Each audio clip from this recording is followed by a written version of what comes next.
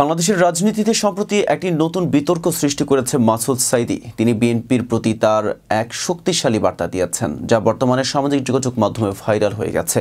তিনি বিএনপির নতুন উদ্যোগ মুক্তিযুদ্ধের চেতনায় ব্যবসা নিয়ে কঠোর সমালোচনা করেছেন। তার মতে, মুক্তিযুদ্ধের চেতনা দিয়ে ব্যবসা করা এখন আর লাভজনক নয়, বরং এটি দেশের ও দলের জন্য বিপজ্জনক হতে পারে। মাসুদ সাঈদী তার ফেসবুক স্ট্যাটাসে বলেন, এটা এখন আর কাউকে বুঝিয়ে বলার প্রয়োজন নেই। মুক্তিযুদ্ধের চেতনার ব্যবসা ইতিমধ্যেই লাভজনকতা হারিয়েছে। তিনি আরও বলেন, এমন ব্যবসা করে আওয়ামী লীগও তাদের পুঁজি রক্ষা করতে পারেনি, আর যারা এখন মুক্তিযুদ্ধের চেতনা নিয়ে নতুন ব্যবসা করতে যাচ্ছে তারা নিজেদের সব কিছু হারাবে। তিনি বিশেষভাবে বিএনপির শীর্ষ নেতাদের উদ্দেশ্যে প্রশ্ন তুলেছেন। তিনি বলেন, আওয়ামী লীগ যা করেছে তা দেশ ও দলকে ক্ষতি করেছে। সেই একই পথে বিএনপি যদি চলে তাহলে তাদের কি ফল হবে? মাসুদ সাঈদী মনে করেন, মুক্তিযুদ্ধের চেতনা দিয়ে বিরোধী দলকে দমন, জামায়াত শিবিরকে ধর্ম ব্যবসায়ী এবং রাজাকার হিসেবে চিহ্নিত করা, এসব তো আওয়ামী লীগেরই কাজ ছিল। তাহলে বিএনপির এগুলো অনুসরণ করা কি যুক্তিযুক্ত? এখানেই থেমে যাননি মাসুদ সাঈদী, বরং বিএনপির এই উদ্যোগের বিরুদ্ধে আরও কঠোর বার্তা দেন। তিনি বলেন, লীগের পথে কোনো কল্যাণ নেই, বরং যারা এই পথে হাঁটবে তাদেরকেও দেশের মানুষ বর্জন করবে। তার মতে, জনগণ আর বিভাজনমূলক রাজনীতি সহ্য করবে না এবং দেশের শান্তি প্রতিষ্ঠার জন্য রাজনৈতিক দলগুলোর মধ্যে ঐক্য প্রয়োজন। তিনি দৃঢ়ভাবে বিশ্বাস করেন যে দল সংঘাত ও বিভাজনের রাজনীতি করবে তারা জনগণের কাছ থেকে সমর্থন পাবে না। মাসুদ সাঈদী আরও উল্লেখ করেন যে বর্তমান সময়ে আওয়ামী লীগ ও বিএনপির মাঠ পর্যায়ের নেতাকর্মীদের মধ্যে তিক্ততা সৃষ্টি হয়েছে, যা দেশের জন্য বিপজ্জনক হতে পারে। তিনি বলেন, যদি এই পরিস্থিতি চলতে থাকে তা দেশের জন্য খুবই ক্ষতিকর হবে। তিনি মনে করেন, জাতীয়তাবাদী এবং ইসলামী মূল্যবোধে বিশ্বাসী দেশের অধিকাংশ জনগণ এই ধরনের রাজনৈতিক পরিবেশ মেনে নেবে না। এছাড়া মাসুদ সাঈদী বিএনপির নেতৃবৃন্দের মধ্যে একাত্মতার অভাব নিয়ে একটি গুরুতর প্রশ্ন তুলেছেন। তিনি বলেন, 2001 থেকে 2024 সালের মধ্যে বিএনপির নেতৃবৃন্দ জামায়াত এবং শিবির সম্পর্কে একে অপরের বিপরীত মতামত দিয়েছেন।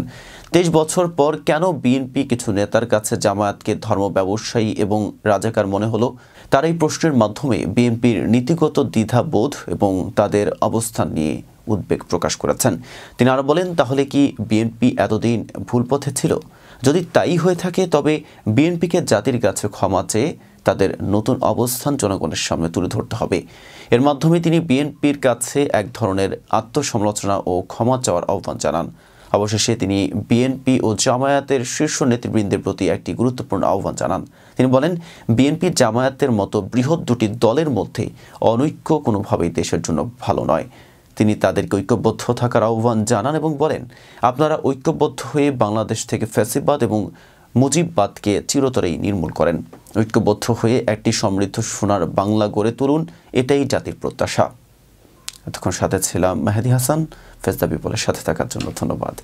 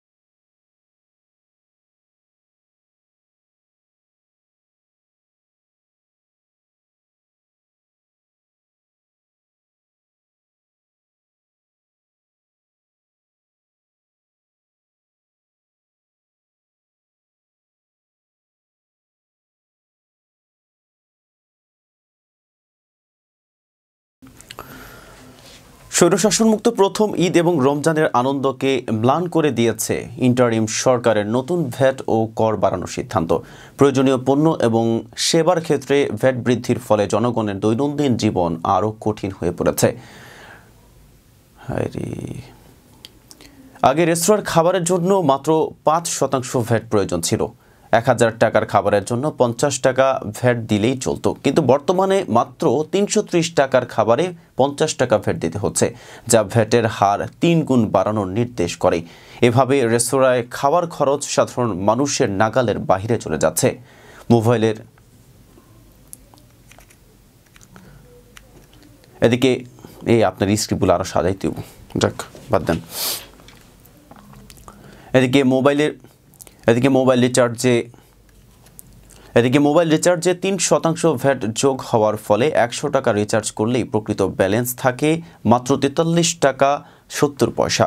ইন্টারনেট ব্যবহারের ক্ষেত্রেও ১০% কর বাড়ানো হয়েছে, যা সাধারণ ব্যবহারকারীদের জন্য একটি বড় ধাক্কা। রোগীদের জন্য প্রয়োজনীয় ফল যেমন কমলা, আঙ্গুর, আপেল, ডালিম এবং ফলের রসে সারচার্জ ২০% থেকে বাড়িয়ে সারচার্জ না কর কি লিখছেন এডি মিলেই না কথা। রোগীদের জন্য প্রয়োজনীয় ফল যেমন কমলা, আঙ্গুর, আপেল, ডালিম এবং ফলের রসে কর চার্জ ২০% থেকে বাড়িয়ে ৩০% করা হয়েছে।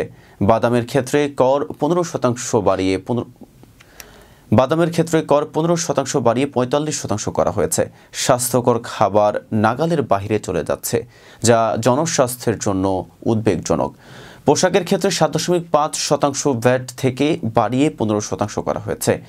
৩,০০০ টাকার একটি পাঞ্জাবি কিনতে এখন ৩,৪৫০ টাকা খরচ হবে। দর্জির দোকানে কাপড় বানানোর ক্ষেত্রেও ভ্যাট ৫% থেকে বাড়িয়ে ১৫% করা হয়েছে। মিষ্টির দোকানের ভ্যাটও দ্বিগুণ হওয়ায় উৎসবের সময় ১ কেজি মিষ্টি কেনার বিষয়েও মানুষকে চিন্তা করতে হবে। চশমার ফ্রেম, বৈদ্যুতিক সরঞ্জাম, সিগারেটের রং এবং টিস্যুর মতো প্রয়োজনীয়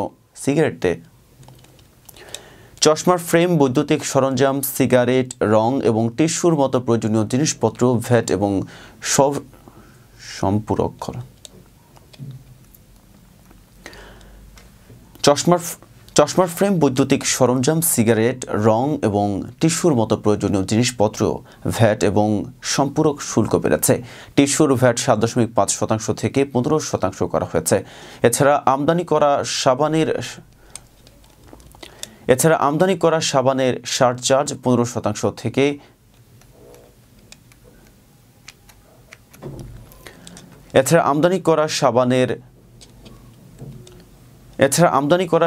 কর চার্জ ১৫% থেকে বেড়ে ৬০% হয়েছে এবং ডিটারজেন্ট ১০% থেকে এছাড়া আমদানি করা সাবানের কর চার্জ ১৫% থেকে বেড়ে ৬০% হয়েছে এবং ডিটারজেন্ট ১০% কর বৃদ্ধি পেয়েছে। স্থানীয়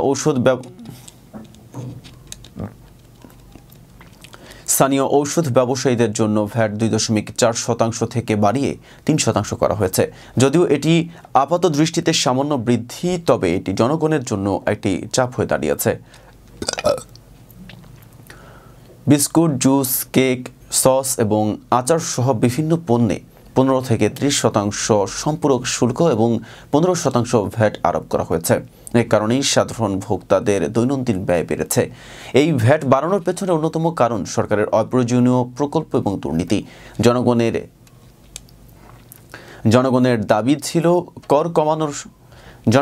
ছিল কর কমানো, সংস্কার, কিন্তু বাস্তবে দেখা যাচ্ছে করের বোঝা আরও বেড়ে গেছে। মোবাইল, ফল, ঔষধ এবং অন্যান্য নিত্য প্রয়োজনীয় জিনিসে ভ্যাট বৃদ্ধির ফলে সাধারণ মানুষের জীবনযাত্রা কঠিন হয়ে পড়েছে। কর ও ভ্যাট বৃদ্ধি জনগণের উপর নতুন বোঝা চাপিয়ে দিয়েছে। জনগণের প্রয়োজনকে উপেক্ষা করেই গৃহীত এই নীতিমালা দেশের অর্থনৈতিক পরিস্থিতিকে আরও সংকটময় করে তুলবে। স্বৈরাচার মুক্ত হলেও রাষ্ট্র এখনও জনগণের রাষ্ট্র হয়ে ওঠেনি। জনগণের আশা ছিল কর কমানো, সংস্কার, কিন্তু তা বাস্তবায়িত হয়নি। এখন সময় এসেছে প্রয়োজনীয় প্রকল্প পরিহার করে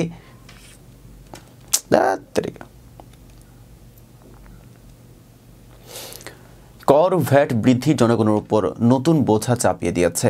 জনগণের প্রয়োজনকে উপেক্ষা করে গৃহীত এই নীতিমালা দেশের অর্থনৈতিক পরিস্থিতিকে আরও সংকটময় করে তুলবে। স্বৈরাচার মুক্ত হলেও রাষ্ট্র এখনও জনগণের রাষ্ট্র হয়ে ওঠেনি। জনগণের আশা ছিল কর কমানো, সংস্কার, কিন্তু তা বাস্তবায়িত হয়নি। এখন সময় এসেছে অপ্রয়োজনীয় প্রকল্প পরিহার করে জনগণের স্বার্থে কর নীতি পুনর্বিবেচনা করার। এতক্ষণ সাথে ছিলাম মেহেদী হাসান। ফেজ দ্য পিপলের সাথে থাকার জন্য ধন্যবাদ।